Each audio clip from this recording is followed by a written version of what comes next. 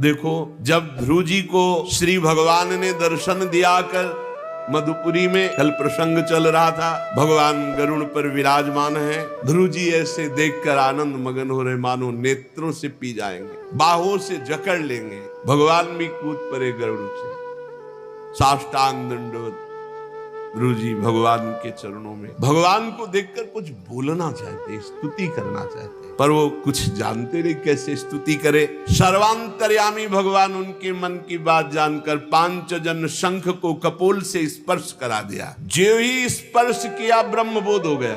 भगवान का दर्शन तो प्रकट में हुआ ही, स्वरूप बोध हो गया। ब्रह्म के स्वरूप का बोध होते ही समस्त ज्ञान विज्ञान के हृदय में।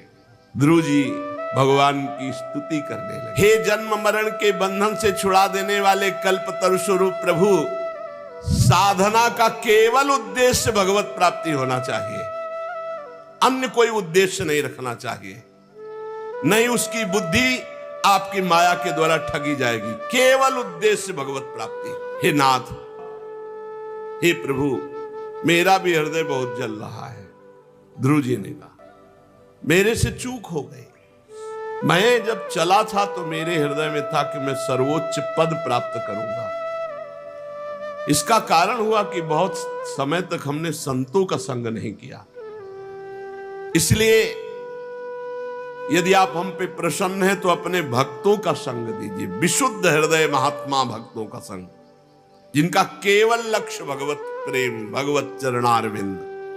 भक्ति मुहु प्रभताम त्वयि में प्रसंगो। विशुद्ध हृदय केवल प्रभु का गुणगान, नाम जप, प्रभु का चिंतन, प्रभु का चिंतन, नाम जप, लीला गुणगान आहार है, उनका जीवन है। उनको कोई फल फूल से मतलब नहीं है। जिनकी आप में अविच्छिन्न भक्ति भाव है, उनके संग से आपके गुण, आपकी लीला कथा सुनने को मिलता है, उससे प्रेम प्रकट होता है।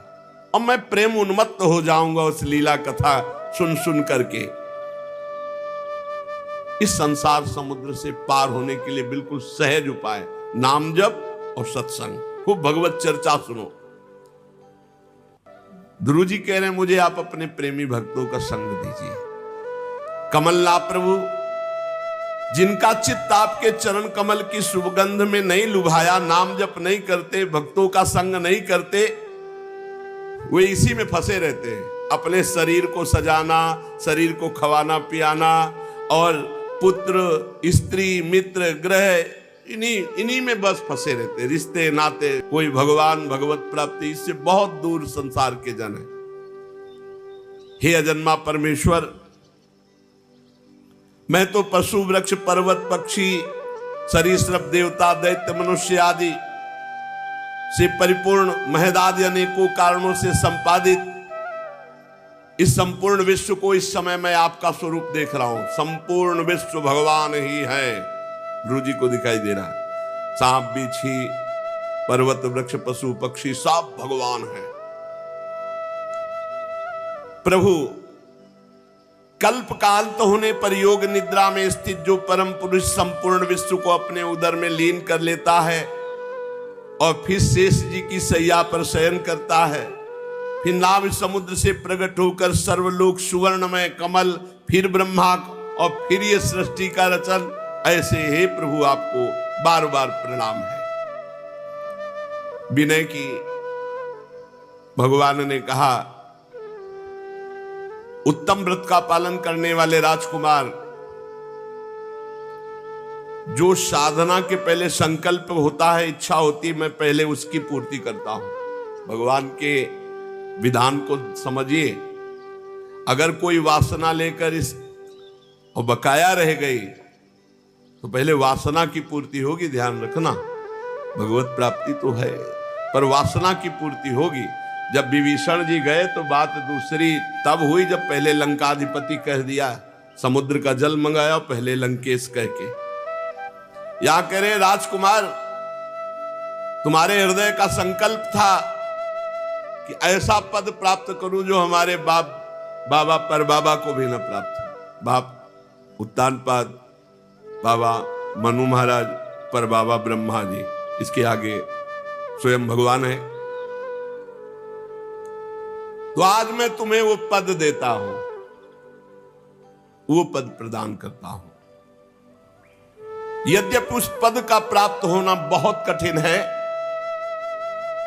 तेजोमय अविनाशी लोकों में आज तक किसी ने उस पद को नहीं प्राप्त किया। चारों ओर ग्रह नक्षत्र तारागण ज्योतिष चक्र सप्तऋषि ये सब परिक्रमा देंगे। सब लोकों का नाश हो जाने पर भी इस लोक का, ध्रुवलोक का नाश नहीं होगा। धर्म, अग्नि, कश्यप, शुक्र, नक्षत्र, सप्तऋषिगण ये सब परिक्रमा देंगे और तेरी वंदना करेंगे। बेटा ध्रुव, मैंने ऐसा तुम्हें परम पद दिया। और भूमंडल का जिस सिंहासन पर तुम बैठना चाहते थे पिता की गोद में, 36,000 वर्ष तक धर्म पूर्वक तू उसका राजा बनकर पृथ्वी का पालन करेगा। और 36,000 वर्ष तक तेरी इंद्रियों की शक्ति ज्यों की त्यों नवीन बनी रहेगी। और जिस भाई के लिए झिड़क दिया था, सुरुचि के पुत्र का नाम था उत्तम, वो उत्तम मारा जाएगा। और उसकी माता सुरुचि पुत्र प्रेम में पागल होकर वन में खोजते हुए दावानल में भस्म हो जाएगी। दुर्दशा तो परिणाम में हो ही जाती है अगर भक्त को कहीं भी किसी भी तरह से पुत्र भी मारा गया और वो भी पागल होकर के भस्म। भगवान पहले ही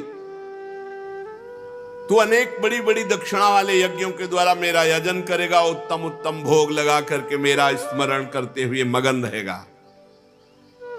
और अंत में मेरे दिव्य विमान पर बैठकर सप्तऋषियों से भी ऊपर मेरे निज धाम में अटल पदवी पे बैठेगा। ये अटल पदवी। ध्रुव जी को ऐसा वरदान देकर भगवान अंतर्ध्यान हो गए। ध्रुव जी का मन बहुत दुखी हो गया। उन्होंने कहा कि भगवान का सानिध्य ना मांगकर, भगवान की सेवा ना मांगकर ये क्या मांगा? अटल पदवी। विशेष प्रसन्नता नहीं हुई, ये दुर्लभ पद मांग लिया, भगवान के चरणों की उपासना का ये फल मांगा। अरे इनका सानिध्य मांग लेते, हर समय इनकी सेवा में रहते।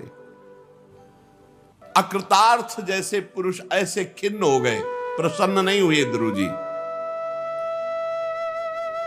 भगवत दर्शन हुआ और भगवत सेवा नहीं मांगी, मोक्ष नहीं मांगा, अटल पदवी मांग ली।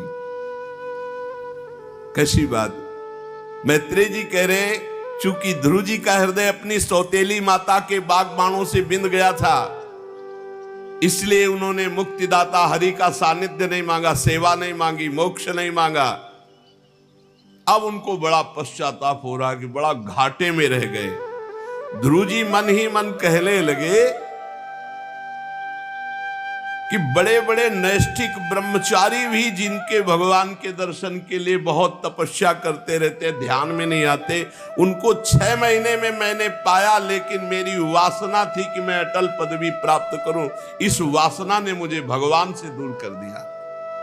अहो मैं कितना मूर्ख हूं, संसार पास को काटने वाले प्रभु पद्मों का प्रेम नहीं मांगा, क्या मांग लिया। हमें लगता है कि देवता हमारी भगवत प्राप्ति रूपी उच्च स्थिति को सहन नहीं कर सके, इसलिए मेरी बुद्धि को नष्ट कर दिया, तभी तो मैंने अटल पदवी मांगी, भगवान की सेवा नहीं मांगी, भगवान का सानिध्य नहीं मांगा। बिल्कुल ठीक बात है। मैं बड़ा भाग्यहीन हूं, ध्रुव जी कह रहे हैं।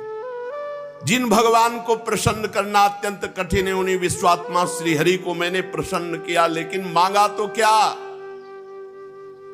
ठगा गया। मैं पुण्यहीन हूं।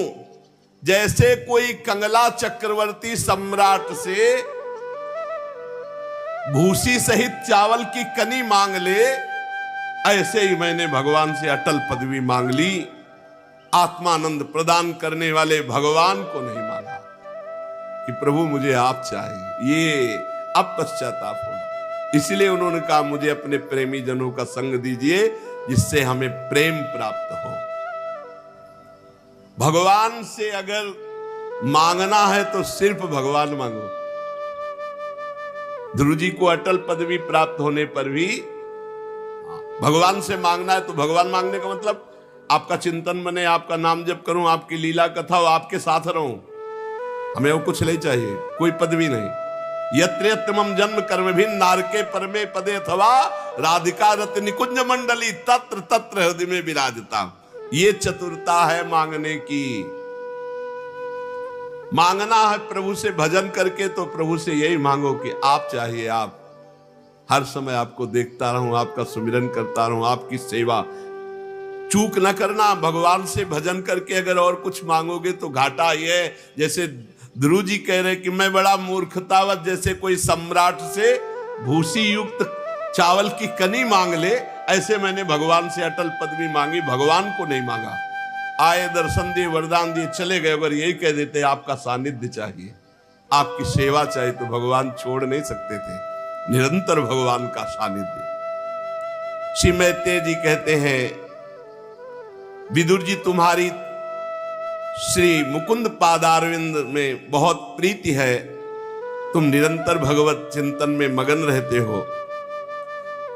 जो भजन में संतुष्ट रहता है, ध्यान देना, उसे भगवत प्रेम प्राप्त होता है। वो कोई और पदवी नहीं चाहता। भजन में मतलब हमारा भजन हो रहा है, इससे बड़ी हमें कोई सिद्धि नहीं, कोई लाभ नहीं, इससे बड़ा कोई लाभ नहीं। भजन चल रहा है, सब ऐसे को प्रेम प्राप्त हो। प्रेम अत्यंत दुर्लभ वस्तु है।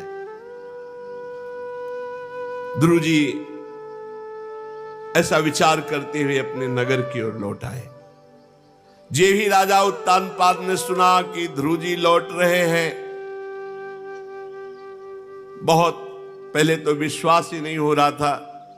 बहुत आनंदित हुए देवर्षि नारद जी की बात याद करके, आनंद से अधीर होकर के ये समाचार देने वाले को बहुमूल्य हार दिया कि ध्रुव जी तपस्या करके परिपूर्ण होकर भगवत साक्षात्कार करके पधार रहे हैं। राजा उत्तानपाद ने पुत्र का मुख देखने के लिए बड़े बड़े विद्वान ब्राह्मणों को आगे करके, बड़े बूढ़े मंत्री बंधुजनों को आगे करके स्वर्ण जटित रथ पर सवार होकर नगर के बाहर आए और शंख ध्वनि की, ब्राह्मणों ने वेदत ध्वनि की, मांगलिक बाजे बजने लगे। सुनीति जी और सुरुचि जी दोनों पालकियों पे चढ़कर ध्रुव जी के दर्शन के लिए आई। ध्रुव जी ने जे भी देखा महाराज उत्तानपाद रथ पर विराजमान है, दंडवत की। पुत्र को दंडवत करते देख करके उत्तानपाद रथ से कूद पड़े और प्रेमातुर होकर ध्रुव को भुजाओं में। अब ये पहले के ध्रुव नहीं है। जे ही स्पर्श किया सारे पाप नष्ट हो गए। तुरंत परम पवित्र भगवत साक्षात्कार किए हुए तो और स्पर्श से तुरंत प्रभाव पड़ता है। जी अगर भगवत प्रेमी का स्पर्श, तो कर्म बंधन कट जाए, कर्म बंधन कट जाए। ध्रुव जी का जे ही आलिंगन हुआ, महाराज उत्तानपाद के समस्त पाप युक्त जो बंधन थे, कर्म थे, वो सब नष्ट हो गए। क्यों? क्योंकि भगवान का साक्षात्कार करके ध्रुव जी आ रहे हैं। बड़ा आनंद उत्तानपाद के हृदय में। उन्होंने ध्रुव का मस्तक शुंघा, हृदय से लगाया और अपने आंसुओं से ध्रुव का अभिषेक किया। ध्रुव जी पिताजी के चरणों में प्रणाम करके आशीर्वाद पाकर दोनों माताओं को प्रणाम किया। सबसे पहले छोटी माता सुरुचि को प्रणाम किया। दूर से दोनों माताओं को देखा, पर नजदीक जाकर, क्योंकि सुरुचि की ही कृपा से प्रतिकूल व्यवहार कृपा होता है। जैसे बिल्व मंगल जी को जब भगवदानंद की तो सबसे पहले वंदना की चिंतामणि वैश्या की कि अगर तू कड़ुआ व्यवहार ना करती तो मैं तेरे में फंसा रहता और गोविंद की प्राप्ति नहीं होती। तूने कड़ुआ व्यवहार करके धन्य कर दिया, मुझे भगवत प्राप्ति करा दी। छोटी माता सुरुचि जी के चरणों में जब ध्रुव जी गिरे, बहुत सकुच है कि मैंने कड़वा वचन बोला था, उनका चिरंजीवी रहो, ध्रुव जी को आशीर्वाद दिया। जिस पर भगवान प्रसन्न हो जाते हैं उस पर पूरा विश्व प्रसन्न हो जाता है। जिस पर भगवान कृपा करके देख लेते हैं पूरा विश्व उसके आगे झुकता है। तस्मै नमन्ति भूतानि निम्न माप इव स्वयं यस्य प्रसन्नो भगवान। जिसके ऊपर भगवान प्रसन्न है पूरा विश्व नमन करता है उसको, पूरा विश्व प्यार करता है उसे। उत्तम भाई से भी ध्रुव जी मिले। फिर ध्रुव जी की माता सुनीति ने अपने प्राण प्यारे पुत्र को गले लगाकर बहुत आनंद अश्रु बहाए। माता सुनीति बार बार ध्रुव को प्यार कर रहे हैं और पूर्ववासी प्रशंसा कर रहे हैं कि धन्य है सुनीति जी, पुत्र हो तो आप जैसा जो भगवत प्राप्ति करके आ रहा है। जननी तो वही है जो भगवान का प्रेमी महापुरुष प्रकट करे। बहुत दिनों से इस भूमंडल की रक्षा करने वाला राजकुमार बाहर था तो सबका हृदय व्याकुल था। आज हम सब प्रजा सुखी हुए ऐसे सुनीति के सामने ध्रुव जी की प्रशंसा कर रहे हैं। जो शरणागत भयभंजन भगवान का भजन कर लेता है उसको कुछ भी करना बाकी नहीं। निरंतर नाम जप करो और अहंकार को मिटा दो। ये अहंकार सब चौपट कर देता है, परमार्थ स्वार्थ सब बिगाड़ देता है। अहंकार को जितना जो दबा पाया उतने महान साधु, चाहे गृहस्थ हो चाहे विरक्त हो, अहंकार को दबाओ। ये अहंकार साधु संग से, नाम जप से, भगवत दासता से ये शांत हो जाता है। ये संस्कृति का जन्म मरण चक्र का यही मूल है अहंकार। ये खूब नाम जप करो, भगवत दासता से युक्त रहो और संत संग मिले तो अत्यंत सौभाग्य मानकर उनकी बात को सुनो, उसको समझो, अपने आचरण में उतारो। शेष चर्चा आगे। श्री राधा वल्लभ लाल की।